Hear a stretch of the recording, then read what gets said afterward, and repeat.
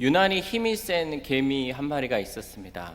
보통의 개미들은 쌀 한 톨을 들기에도 벅찼는데 이 개미는 쌀을 두 톨이나 들을 수 있을 정도로 엄청난 괴력을 소유하고 있었죠. 그래서 다른 개미들이 이 개미를 우러러보고 있었어요. 그래서 이 개미는 힘을 자랑하기 위해서 쌀을 막 던지기도 하고 괴력을 발산하기도 했었죠.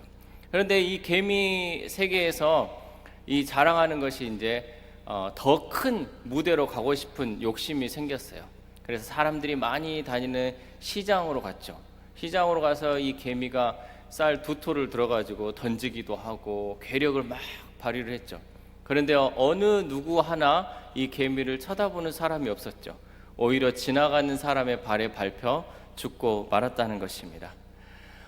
돈이 많은 사람은 돈으로 뭐든지 할 수 있을 거라고 생각을 합니다. 또 지식이 있는 사람은 이 지식으로 뭔가를 해낼 수 있을 거라고 믿고 있죠.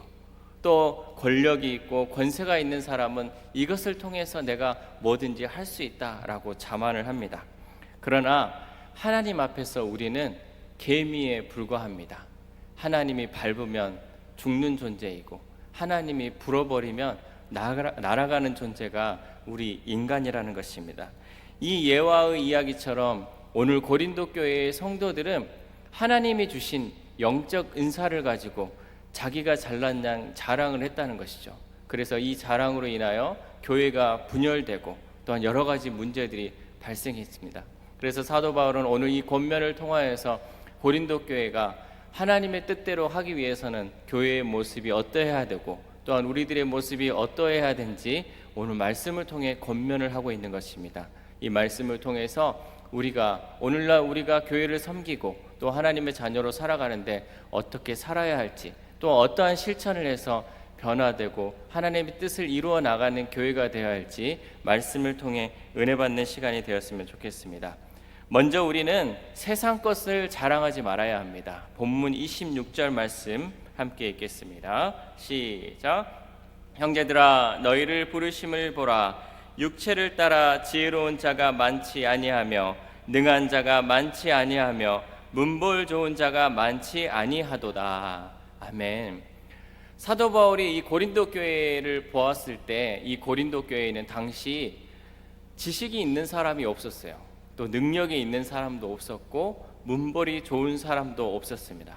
그 당시 고린도는 폐쇄적인 신분 사회에 있어서 상류층에 있는 분은 거의 없고 다들 없는 사람, 또 지혜롭지 못한 사람, 능력이 없는 사람, 가난한 사람들이 대다수였습니다. 그런데 아무것도 세상에 비추어서 자랑할 것이 없는 이 사람들이 단지 교회 안에서 자기가 가지고 있는 방언의 은사, 또 예언의 은사, 기도의 은사, 이런 것들을 자랑하다 보니까 또 나는 누구파 이렇게 하다 보니까 교회가 분열이 있어서 사도 바울이 이 고린도 교인들을 위해서 권면하는 것입니다. 형제들아 라고 얘기하면서 너희의 부르심을 보라.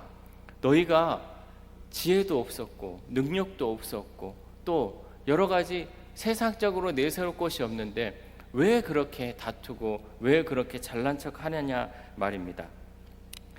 하나님의 기준으로 보았을 때, 또 지존하신 예수 그리스도의 기준으로 보았을 때 아무것도 내세울 수 없는 우리의 존재, 개미와 같은 우리의 삶이지만 이 사람들이 자기의 눈에 보이는 것, 자기 앞에 있는 것을 보고 자랑하기 시작하기 때문에 사도 바울은 그러한 것이 우리에게 헛된 것임을 다시 한번 일깨워주고 있다는 것이죠. 그런데 이러한 이야기가 고린도 교회에만 해당되는 이야기는 아닙니다. 오늘날도 교회 안에는 이러한 자랑거리가 넘쳐나고 있는 것이죠. 세상적인 것을 자랑할 때는 내가 학벌이 어떤지, 또한 사업을 해서 내가 돈이 얼마나 많은지, 경제적인 것을 자랑하기도 하고요. 또 지위적인 것, 가문적인 것을 자랑합니다. 또 영적으로는 또 어떻습니까? 나는 방언 기도를 시작하면 몇 시간을 나는 한다. 또 나는 하나님이 나에게 직접적인 기도의 응답을 준다. 또 나는 말씀을 들어도 그저 듣지 않고 특별한 은사가 있는 분의 말씀만을 듣는다라고 자랑하고 있지 않습니까? 그런데 이 자랑하는 것을 우리가 가만히 들여다보면 한 가지 공통적인 것이 있어요. 그것은 그들에게 기준이 없다라는 것이죠. 다 자기의 생각에서 나온 거예요. 내가 생각했을 때 나는 저 사람보다 더 잘한다. 내가 생각했을 때 나는 저 사람과 비교했을 때 더 높다라는 것이죠. 마치 사사시대 지도자가 없어 자기의 옳은 소견대로 행했던 것처럼 자기가 옳다고 생각하면 그것이 기준이 되는 것이고 자기가 높다고 생각하면 그것이 기준이 되었다는 것입니다. 또한 이러한 자랑은 어쩌면 육체적인 자랑으로 볼 수가 있어요. 오늘 본문 26절에도 보면 이렇게 나오죠. 육체를 따라, 영적인 것을 따라 한 것이 아니라 육체를 따라 했다라는 것이죠. 인간적인 것, 세상적인 것을 기준으로서 자랑을 했다라는 것이죠. 그러므로 다시 말해 이 사도 바울은 이렇게 얘기를 했어요. 고린도 교인들아, 너희들이 세상적인 기준으로 볼 때 지혜로운 자도 없고 능한 자도 많지 않고 문벌 좋은 자가 많지 않은데 뭘 그리 내세우려고 하느냐라고 말씀하는 것이죠. 그런데 놀라운 점은 오늘날 우리 교회에서도 이러한 모습들이 발견되고 있다는 것이죠. 여러분, 우리 교회의 모든 사람들, 모든 사람이 아닌 대다수의 사람들은 어쩌면 세상적으로 볼 때 자랑할 것이 하나도 없어요. 연약하고 부족하고 넘어지기 쉽고 상처받은 우리들이지만 하나님께서 우리를 부르셔서 하나님의 일꾼으로 세우셨는데 우리는 그것이 우리가 한 인양, 우리의 능력인 양 우리를 자랑하고 있지는 않습니까? 또한 세상적으로 뛰어난 사람들은 교회에 발을 디디지 않아요. 우리가 전도해보면 알겠지만 연약하고 부족한 사람들은 전도할 때 그 복음을 쉽게 받아들여요. 왜냐하면 의지할 게 필요하거든요. 하나님을 의지하고자 하는 그 마음이 있거든요. 그런데 내가 세상적으로 돈이 많고 지식이 많고 권력이 많다 보면 복음을 증거해도 예수 그리스도를 받아들이지 않고 하나님을 믿지 않는다라는 것이죠. 그래서 대부분의 교회의 성도들은 이렇게 연약하고 부족한 사람들이 많이 있다라는 것입니다. 예수님께서도 심령이 가난한 자, 가난하고 줄인 자들이 복이 있다라고 얘기하셨습니다. 이것은 무엇이냐면 하늘의 천국의 기준이 이렇게 연약하고 부족한 자들이 가는 곳이기에 천국은 심령이 가난하고 또 연약한 자들에게 허락된 것이라는 것을 말씀하고 있는 것입니다. 하나님께서는 하나님의 백성을 부를 때 세상의 것을 자랑하지 않는 겸손한 자들을 부르십니다. 그리고 세상에 자랑하는 것, 교만한 자를 내치시는 하나님입니다. 열왕기하 5장에 보면 나아만 장군에 대한 이야기가 나옵니다. 아람 군대의 장관인 이 나아만은 나병에 걸렸어요. 그래서 나병을 치료하기 위해서 엘리사를 찾아가게 됩니다. 엘리사를 찾아가서 이 나병을 고쳐주기를 소망하며 엘리사를 찾아갔는데 나아만 장군이 생각했던 대로 엘리사가 행동하지 않았어요. 나아만 장군은 어떤 생각을 했냐면 내가 엘리사를 찾아가면 엘리사가 직접 와서 하나님의 여호와의 이름을 부르면서 또 아픈 부분에 손을 얹으면서 안수하고 치료하기를 원하며 또 흔들면서 하나님의 그 병, 하나님께서 그 병을 낫게 해주시길 바랬어요. 그것이 나아만의 생각이었어요. 그런데 엘리사는 어떻게 했습니까? 나와 보지도 않고 요단강에 가서 7번 몸을 씻으라고 했습니다. 아니, 내가 어떤 사람인데, 감히 내가 어떤 사람인데 나와 보지도 않고 그냥 요단강에 가서 7번 몸을 씻으라고 해? 나아만 장군은 화가 났어요. 분노가 일어났죠. 감히 내가 누군데 이런 대우를 하냐고. 그런데 이런 모습은 결국 우리의 모습입니다.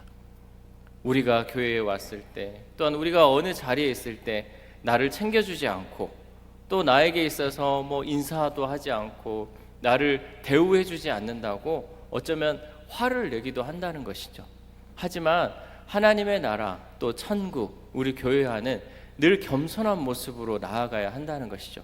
특별히 이 나아만은 처음에는 화를 냈지만 종들의 권면을 통해서 그 요단강에 가서 몸을 7번 씻었더니 그 깨끗함을 받는 치유의 역사가 있었던 것처럼 우리가 비록 그 전에는 우리가 자만했던 모습, 교만했던 모습 또한 대우받기를 원했다 할지라도 나아만처럼 다시금 깨어서 겸손한 모습으로 주님 앞에 나아간다면 하나님께서 그 전의 모습은 생각하지 않고 지금의 겸손한 우리의 모습을 통해 은혜 내려주시는 하나님인 줄 믿습니다.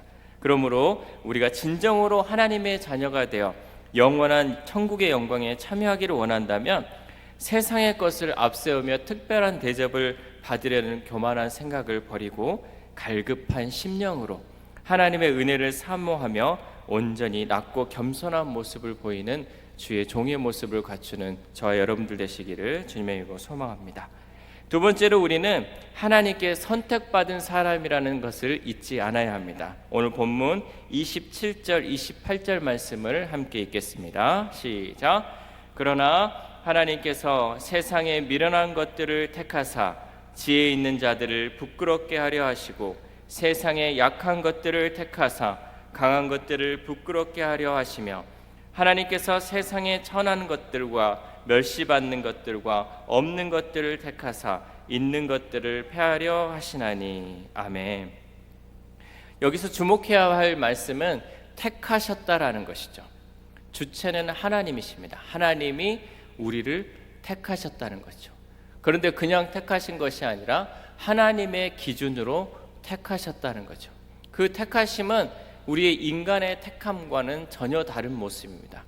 우리 인간들은 어떻게 합니까? 뭔가를 택할 때, 특별히 기업에서 사원을 뽑을 때도 저 사람이 유능한 사원인지 또 그 일을 감당할 수 있는 능력인지를 테스트합니다.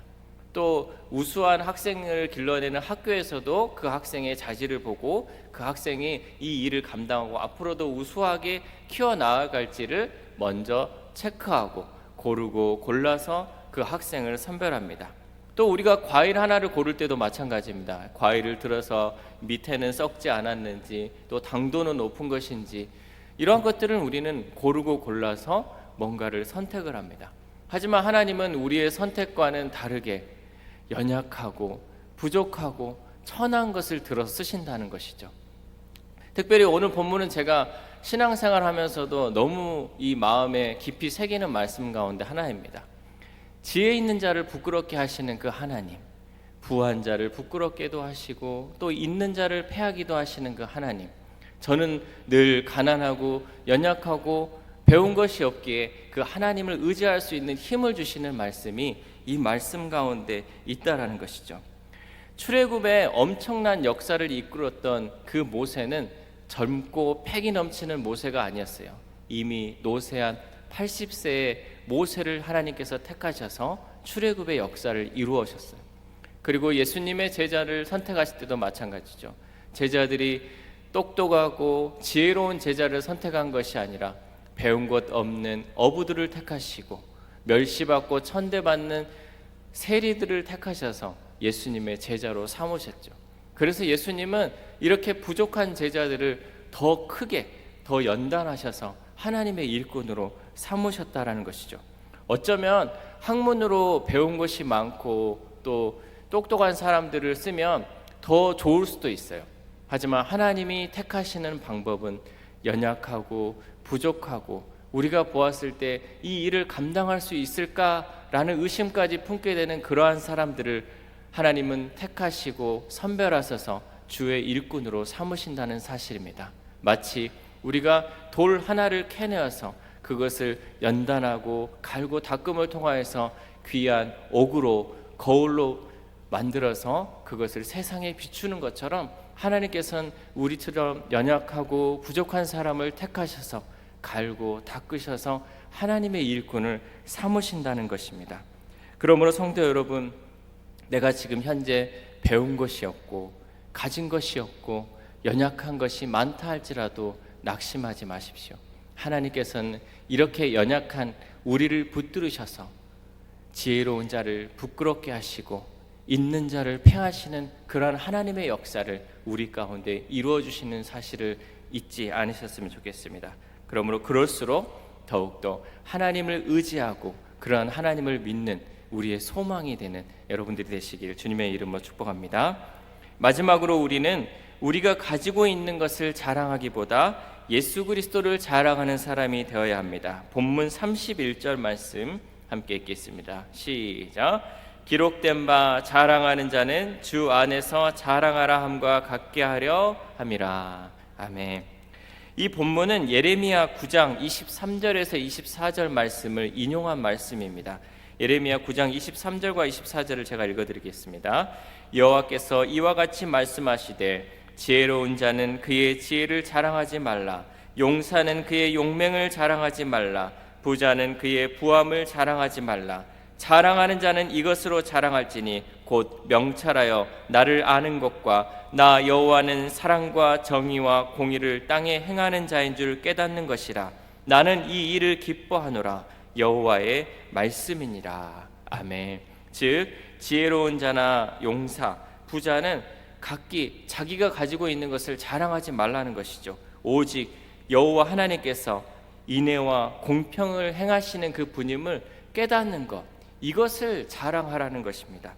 그것처럼 고린도 교인들 역시 인간적인 지혜나 힘을 자랑하지 말고 오직 그리스도만을 자랑하고 서로 겸손하라는 것, 이것이 31절에서 사도 바울이 하고 싶은 이야기였던 것입니다. 여러분, 우리 인간들이 얼마나 무지한 존재인 줄 아십니까? 우리 인간들은 빛이 물을 이렇게 통과할 때 굴절한다는 사실을 오랜 시간에 걸쳐 깨달았어요. 그래서 물고기가 물에 있는데 이것을 잡으려고 하면 굴절하는 것 때문에 보이는 각도를 계산해서 던져야 돼요. 그런데 이것을 깨닫는데 오랜 시간이 걸렸어요. 또 학교에서도 학생들을 가르칠 때 이 굴절에 대한 것을 배울 때 얼마나 어렵고 또한 그것을 깨닫는 게 어렵습니까? 그런데 물고기 중에 사수어라는 물고기가 있어요. 이 사수어라는 물고기는 알에서 부화하는 그 순간부터 물이 굴절한다는 것을 알고 있어요. 그래서 곤충이 물 위에 있을 때 물속에서 정확하게 그 곤충을 쏘아서 떨어뜨리는 게 사수어라는 거죠. 그만큼 우리 인간이 아무리 똑똑하다 할지라도 모르는 것이 많고, 또 어떤 것들은 태어나면서 알지만 우리는 또한 알지 못하고 배워야 알 수 있다는 것들이 많이 있다는 것이죠. 그뿐이 아닙니다. 오늘 현대인들은 부족한 자원을 보충하기 위해서 이제는 눈을 우주로 돌리고 있어요. 우주의 운석 하나를 바라보면 그 운석 가운데 금이 있고 은이 있고 또 우라늄, 여러 가지 원석들이 그 안에 있을 때 이것을 우리가 갖고 왔을 때는 더 무한하게 지금에 있는 것보다 더 많은 것을 찾기 위해서 이 운석에 요즘은 집중을 하고 있습니다. 그런데 여러분은 아시다시피 하나님이 천지를 창조하신 하나님입니다. 그 하나님은 이 운석은 진짜 먼지 하나에 해당하는 그런 부분이죠. 그런데도 우리는 이 먼지 하나에 해당하는 이 운석을 찾기 위해서 또한 그것을 캐기 위해서 얼마나 노력하는지 모릅니다. 그런데 우리는 이렇게 하나님 앞에서 티끌만한 금, 은을 가지고 자랑을 한다는 것이죠. 하나님 앞에 아무것도 아닌데, 하나님 앞에 운석이라는 이 거대한 금, 은이 있는 이 운석도 티끌만한 먼지만한 것인데 우리가 가지고 있는 금과 은을 가지고 자랑한다는 것 자체가 비교가 되지 않지 않습니까? 정녕 우리는 누더기와 같은 인생이고 또한 인간의 지혜와 영광을 자랑할 것이 아니라 사도 바울과 같이 열린 눈을 가지고 광대하신 하나님의 영광과 지혜를 바라보며 오직 그리스도만을 자랑하는 저 여러분이 되어야 할 줄 믿습니다. 그렇다면 우리가 예수 그리스도를 자랑하기 위해 우리는 구체적으로 어떠한 삶을 살아야 할까요? 그 방법은 우리가 하나님의 이름을 의지하는 사람이 되어야 한다는 것이죠. 하나님의 이름을 의지하는 사람은 하나님만을 자랑하는 사람입니다. 성경에는 수많은 성경의 인물들이 나옵니다. 그 인물 중에서 특별히 다윗이라는 사람은 하나님이 택하시고 하나님의 일꾼으로 쓰임받았죠. 다윗은 이새의 막내 아들로 태어났어요. 만약에 하나님께서 이 다윗을 택하지 않으셨다면 다윗은 그냥 평범한 인생 아니면 보잘것없는 인생으로 살았을 것입니다. 하지만 하나님께서 다윗을 택하여 주시고 또 다윗 또한 하나님의 이름을 의지하며 나아갔을 때 골리앗이라는 이 무시무시한 장군을 물리치지 않습니까? 사무엘상 17장에 보면 다윗이 골리앗과의 그 싸움의 장면을 자세하게 소개하고 있습니다. 우리는 다윗과 골리앗의 싸움을 통해 한 가지 깨달을 것이 있습니다. 그것은 다윗이 골리앗과의 싸움에서 들고 간 것이 골리앗을 죽일 수 있는 창과 단창이 아니라는 것이죠. 우리 본문 말씀 화면을 통해서 보겠습니다. 사무엘상 17장 40절 말씀 우리 함께 읽겠습니다. 시작. 손에 막대기를 가지고 시내에서 매끄러운 돌 5을 골라서 자기 목자의 제구 곧 주머니에 넣고 손에 물매를 가지고 블레셋 사람에게로 나아가니라. 아멘. 다윗은 손에 막대기와 물매를 들고 나아갔어요. 결코 골리앗을 죽일 수 있는 도구가 아닙니다. 그런데 또한 이 다윗은 막대기와 물매를 의지하지 않았어요. 그가 의지한 것은 여호와의 이름이었습니다. 사무엘상 17장 45절 말씀 우리 화면을 통해서 함께 읽겠습니다. 시작. 다윗이 블레셋 사람에게 이르되 너는 칼과 창과 단창으로 내게 나아오거니와 나는 만군의 여호와의 이름 곧 네가 모욕하는 이스라엘 군대의 하나님의 이름으로 내게 나아가노라. 아멘. 다윗이 의지한 것은 여호와의 이름이었습니다. 하나님의 이름을 의지하며 나아갔을 때 하나님께서 큰 선물을 주셨어요. 비록 그는 막대기를 들고 나아가고 물매를 들고 나아갔지만 그가 전쟁에서 승리했을 때 그의 손에 들린 것이 무엇인지 아십니까? 사무엘상 17장 57절 말씀입니다. 시작. 다윗이 그 블레셋 사람을 죽이고 돌아올 때 그 블레셋 사람의 머리가 그의 손에 있는 채 아브넬이 그를 사울 앞으로 인도하니. 아멘. 다윗은 연약하기 부족하기 짝이 없는 막대기와 물매를 들고 나아갔습니다. 하지만 그것을 의지하지 않고 여호와 하나님의 이름을 의지하며 나아갔더니 하나님이 이 손에 그 적군의 머리를 주셨다는 것이죠. 이것은 곧 하나님이 주시는 면류관이라는 것입니다. 여러분의 손에는 무엇이 있습니까? 여러분의 손에는 펜이 있습니까? 여러분의 손에는 여러 가지 도구가 있습니까? 아니면 아무것도 가진 것이 없습니까? 비록 우리가 연약하고 부족하고 가진 것이 없다 할지라도 우리가 여호와의 이름을 의지하고 하나님의 이름을 의지하며 나아갈 때 하나님께서는 더 많은 것으로 더 큰 것으로 승리의 면류관으로 우리를 허락하신다는 그 사실을 잊지 않았으면 좋겠습니다. 그러므로 우리는 나에게 잘 드는 칼이 없다, 방패가 없다, 이것이 없다, 저것이 없다 불평하기보다는 우리 내게 주신 것에 감사하며 여호와의 이름을 의지하며 나아갈 때 우리를 통해 역사하시는 그 하나님을 경험하게 될 것입니다. 하나님의 역사를 경험하며 나아갈 때 우리는 우리를 자랑하는 것이 아니라 사도 바울처럼 자랑하는 자는 주 안에서 자랑하라는 말씀처럼 오직 여호와 하나님만을 자랑하며 예수 그리스도만을 자랑하는 우리가 될 줄 믿습니다. 이제 말씀을 마치고자 합니다. 자랑은 인간의 본능입니다. 그리고 모든 사람은 자랑거리가 하나씩 있습니다. 어떤 사람은 돈과 명예를 자랑하고 또 어떤 사람은 자식을 자랑하고 할아버지 할머니는 손주 손녀를 자랑합니다. 내가 가지고 있는 것이 무엇인지를 자랑한다는 것이죠. 사도 바울도 예수님을 만나기 전에는 이렇게 자랑했습니다. 이스라엘 족속이요 베냐민 지파요 히브리인 중에 히브리인이요 율법으로는 바리새인이요 라고 자랑을 했습니다. 하지만 십자가에 못 박혀 돌아가신 그 예수님, 다시 부활하신 그 예수님을 만나고 사도 바울의 고백은 달라졌습니다. 그리고 전에 자기가 자랑으로 삼았던 것은 모두 다 잃어버려도 좋고 그 모든 것은 배설물로 여기기를 원했던 것입니다. 그러면서 바울은 예수 그리스도를 얻기 위해 간절히 바랬고 예수 그리스도만이 능력이고 예수 그리스도만이 모든 자랑의 원천이라고 자랑하며 살았습니다. 성도 여러분, 여러분의 자랑은 무엇입니까? 여러분도 바울처럼 예수 그리스도의 십자가를 자랑하고 있습니까? 아니면 내가 가진 것을 자랑하고 있습니까? 오늘 말씀을 통해 내가 가진 세상의 것을 자랑하는 사람이 아니라 또한 이러한 자랑으로 교회의 분열을 일으키는 우리가 아니라 우리의 영원한 구원자 되시는 예수 그리스도만을 참된 자랑으로 생각하며 감사하는 저와 여러분들 되시기를 주님의 이름으로 소망합니다.